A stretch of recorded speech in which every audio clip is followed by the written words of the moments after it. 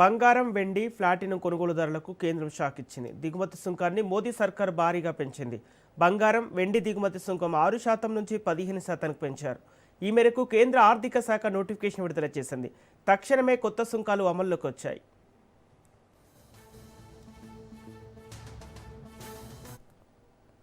పశ్చిమాసియా సంక్షోభం నేపథ్యంలో కేంద్ర ప్రభుత్వం బంగారం, వెండి దిగుమతులకు కళ్లెం వేసేందుకు కీలక చర్యలు చేపట్టింది. ఈ రెండు లోహాల దిగుమతులపై సుంకాన్ని 6 నుంచి 15%కి పెంచుతూ ఆదేశాలు జారీ చేసింది. ప్రస్తుతం రూపాయి విలువ భారీగా పతనమై డాలర్తో పోలిస్తే 95.75 వద్దకు చేరిన సమయంలో ప్రభుత్వం ఈ చర్యలకు ఉపక్రమించింది.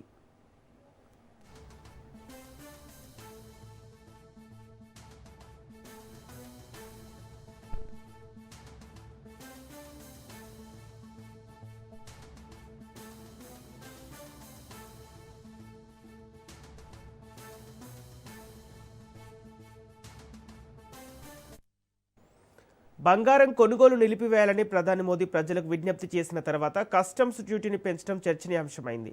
ప్రపంచంలోనే బంగారం అత్యధికంగా దిగుమతి చేసుకునే రెండో దేశం భారత్ కాగా వెండి విషయంలో మొదటి స్థానంలో ఉంటుంది. ఈ నేపథ్యంలో ప్రభుత్వం సుంకాలు పెంచడంతో దేశీయ కొనుగోళ్లు డీలా పడే అవకాశాలున్నాయని India bulletin and jewellery association అభిప్రాయపడింది.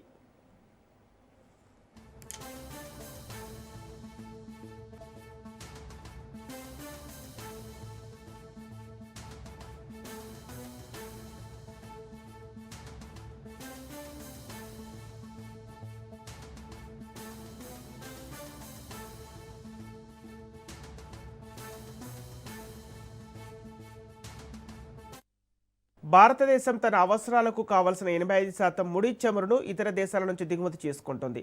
బంగారం కూడా భారీగా దిగుమతి అవుతోంది. ఏటా 700 నుంచి 800 టన్నుల బంగారం వినియోగిస్తుంటే అందులో దేశీయంగా ఉత్పత్తి అయ్యేది పరిమితమే. అంటే 90%కి పైగా బంగారం దిగుమతి చేసుకుంటున్నాం.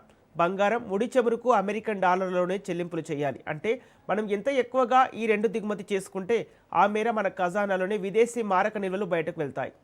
దీనివల్ల అంతర్జాతీయ మార్కెట్లో డాలర్కు డిమాండ్ పెరిగి భారత రూపాయి విలువ పడిపోతుంది.